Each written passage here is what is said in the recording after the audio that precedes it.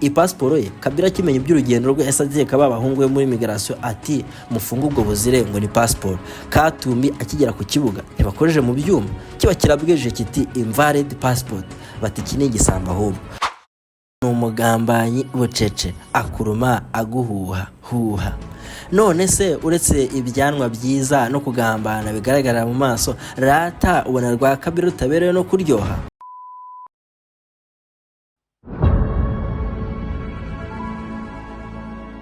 Kukabe gakeye nk'aka Chris Brown si umukongomani namba ni umukire udakura ijipo cyangwa icupa ku makoti ntatana no kuberwa n'umunyarwanda utavuga ikinyarwanda ku ruhare ruryoshye ni Joseph Kabila. Ntukine we afite n'inyenyeri sinzi n'abafana Resignation ariko akunda Kagame. Ni bande? Ni muto nakabe ku maso nako nakametisi abantu bakagakunda kubi. Umuherwe kabo hariwe amafaranga yamubanye akinda ku mutindi yakijijwe n'uburobyi niwe nyiri tepe mazembe wumva. Umugabo ari koroje muri Afrika yose kuva Isakania kuri Zambia ukaza uvira ku Burundi Bukavu na Goma ku Rwanda oya zamuka ugire Bunagana Ituri na Bunia kuri Lake Duwari na Albert bahana imbibi n'Ubuganda witorore Bondo na Zongo kuri Central Africa katira imese na Boroko kuri Congo Brazzaville maze umanantuke Kinshasa ntuhagarare ahubwo egerepfo gato nugera za Bomo na Matadi kurangora nushaka uruhuke aho hose izina Moise Katumbi bararyumva bakumvirana. Sink'abakongomani benshi urwongereza barwumvira kure we arududubiza cyane niwe sheriff umujyi ni igisuma kibe politike kuva hambera nyamara ni ikintu kimwe atarakoza umutwe w'intoki kuyobora Kongo arabirota nyamara bisa nk'ibibambwe kuri we nibavuga Katanga uzumve Katumbi utinya abayahudi cyangwa ntubatinya bene mungusha dore kibaranga nta mukene uzaba muri bo. Iryo ni isezerano Mungu yabasezeranije mu misozi miremire y'i Lebanon.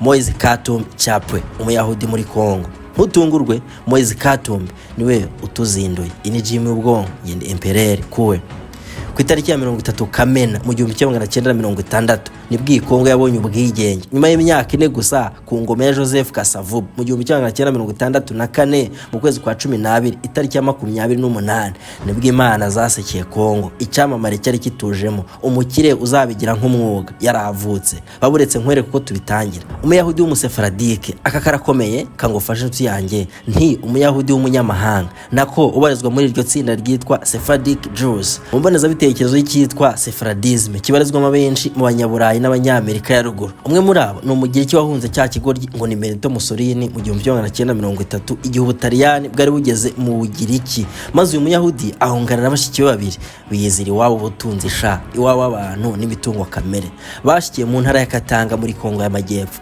ngo kuko wari kuzavamo papa wa Moise Katumbi yisanze muri Kongo. Reka ntumwitiranye na wa mugore ngo ni Kayikwamba uyu Moise Katumbi we nyina si umunyekongo oya nyina ni umunyezambia karabaye ko bishyushye tutaratangira. Katumbi yakuriye hafi n'ikiyaga cya Mweru ikashobwe ku mupaka wa Zambia.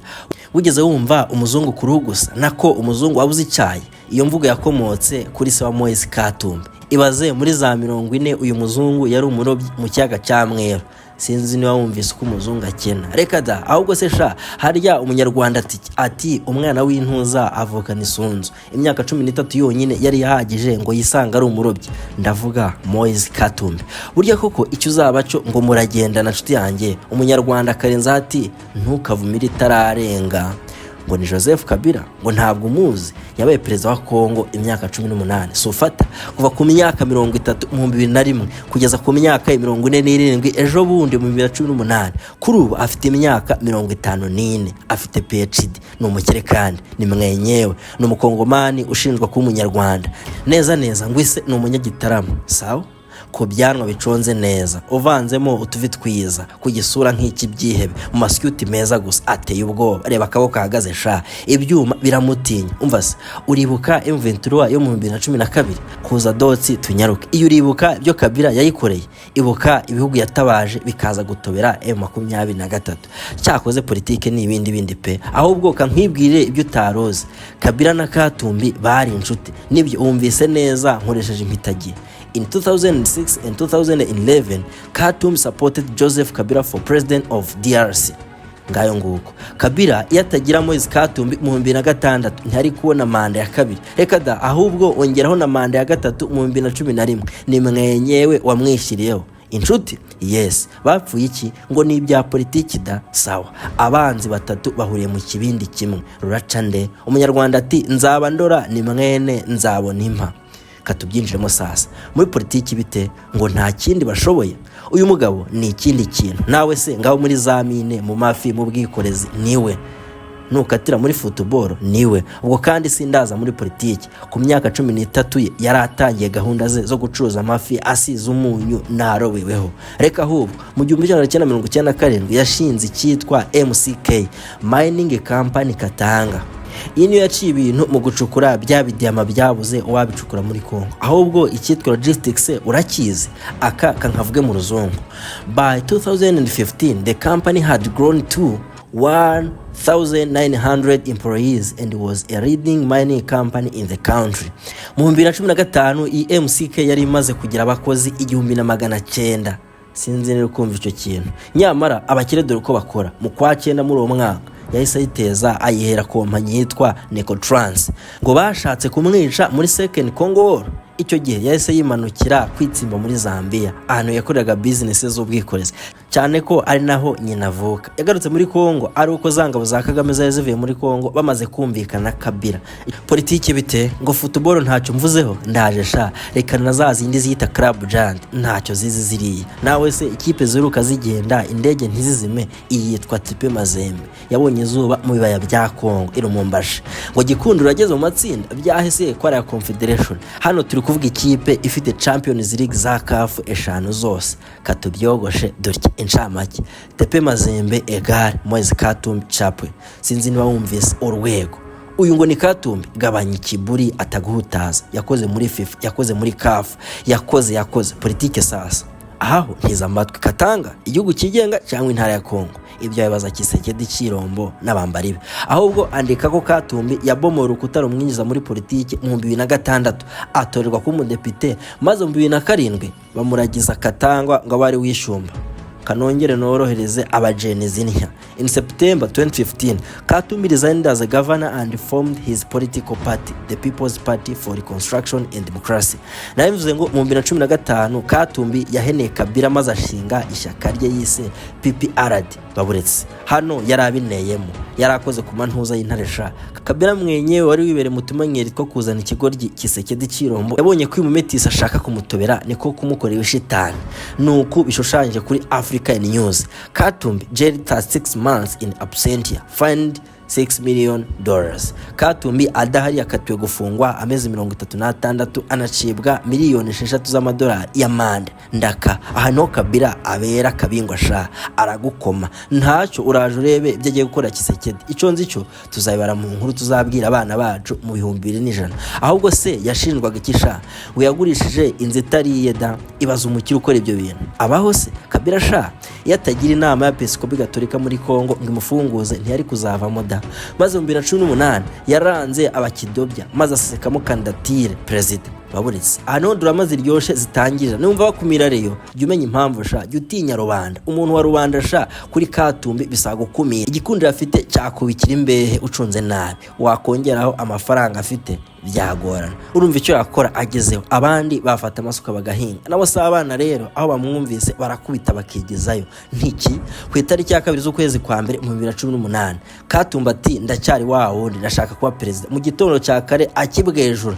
isamoye akibyuka yasanze urugo rwe rukikijwe n'imbwa z'abapolisi n'abapolisi bati urashinjwa kugira abamercenaire ati ngaho murandenganyiriza ubusa agize ngo arabacitse ku itariki ya 12 z'ukwa gatatu muri uwo mwaka nibwo yahise yijajara atangiza icyitwa Ensemble pour le changement together for change mu mivuno yose yo gushaka uko yakicara ku ntebe ngo yumve uko gutegeka biriya bishyamba bya Kongo byabimeze ngo biranurira ibaze kuyobyokira ku kivu bwake ukajya kwirebera ibitera mu birunga washaka kwigira mu biti mu misozi mirembire ya za Minembwe oya wiseka Kongo na amashyamba ariko igiye sawa ngo ni Katumbi ariko ntiyarazi ikipa kina nayo ku itariki ya 9 z'ukwa gatanu muri uwo mwaka nanone yasa ashinjwa kurwanya Kabila no kumushoza intambara ngo ibyo gusa Kabila ashobora kumuza igice muri uwo mwaka tukirimo Katumbi yashinjwa ko ari we wateje bora yadutse mu ntara Equateur yo muri Congo sinzi urukumva aho politiki igera bana kurya uri muzima ngo aho gusa reka da niwumva Kabila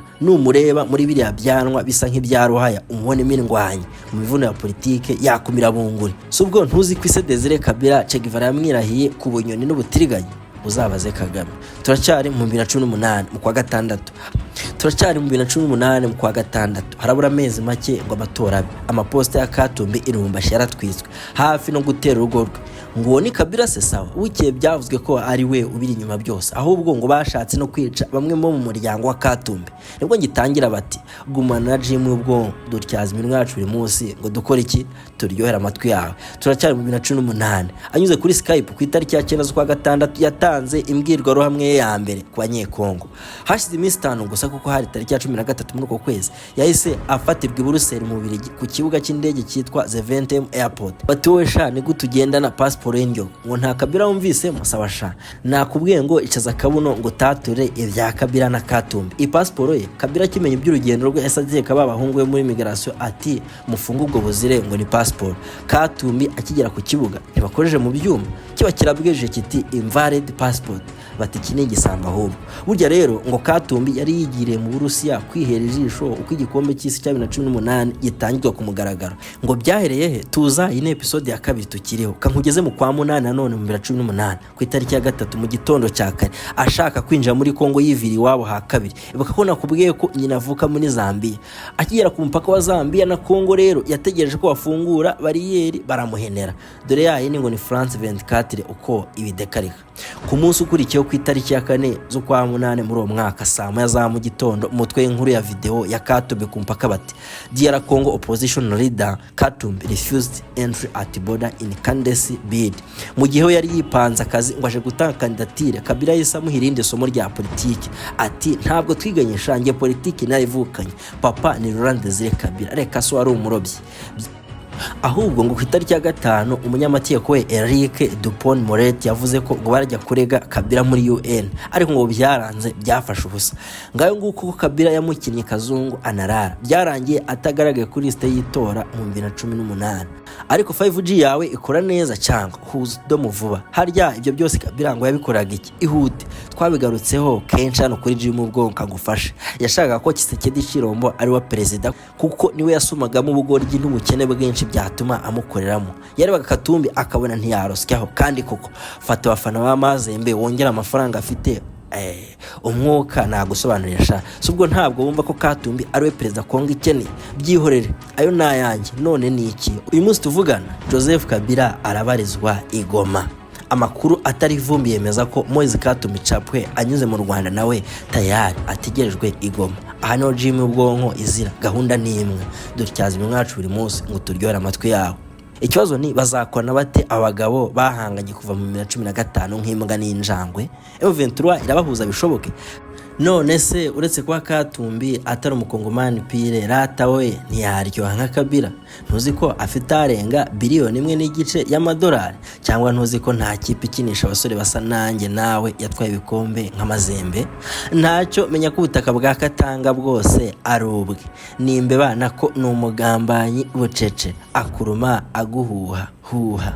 None se uretse ibyanwa byiza no kugambana bigaragara mu maso rata ubona rwa Kabila rutaberewe no kuryoha. Subwo nturemera ko ari umunyarwanda. Iririre ise Kagame avuga ko bamusanze i Goma. Kuruma gihwa urabizi ongeraho kuruma ukamira bunguri uwo ni Kabila. Ntacyo surinya ko yamenye icyongereza kandi neza. Ubugambanyi niryo bumba abombyemo.